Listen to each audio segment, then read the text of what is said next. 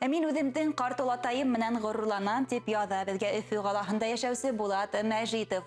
Минең олатайым Ихсан Абдрахман улы Сәлихов 1924 йылдың 21 августында Дәүләкән районы Исмәғил ауылында донъяға килгән. Хәрби һауа көстәрендә алыша һәм һуғыштан һуң да хеҙмәт итергә ҡала. 1946 йылда подполковник званиеһы бирелә. 1974 йылда Ҡурған хәрби училищеһынан өлкән уҡытыусы булып отставкаға сыға. Олатайым кешеләргә лә үҙенә ҡарата ла бик талапсан, намыҫлы, оло йөрәкле кеше була. Балаларында шул сифаттарҙы тәрбиәләй.